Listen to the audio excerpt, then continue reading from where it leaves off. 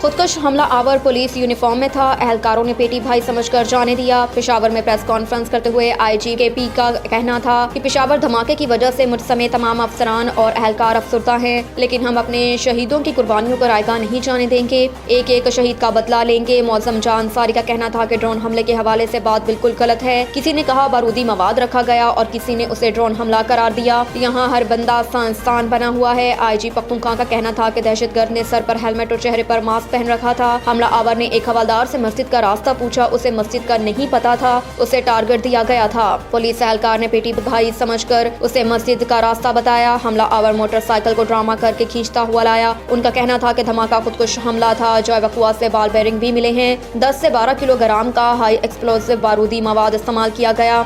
जिस मस्जिद में धमाका हुआ उसके हॉल में कोई सतून नहीं था। छत दीवार पर खड़ी थी। धमाके के बाद सबसे पहले मस्जिद की दीवारें गिनी। तमाम नमाजी छत तले दब गए, जिसकी वजह से ज्यादा शहादतें हुई। शेख रशीद पर 3 दफात 2 में 5 से 7 साल तक की कैद की सजा हो सकती है। अवामी मुस्लिम लीग के सरबराह शेख रशीद पर मुकदमे में एक काबिल जमानत और 2 नाकाबिल जमानत दफात लगाई गई। शेख रशीद पर आयद दफा 120 नफरत अंगेज तकरीर की काबिल जमानत दफा है, जिसकी सजा 6 माह कैद या जुर्माना है।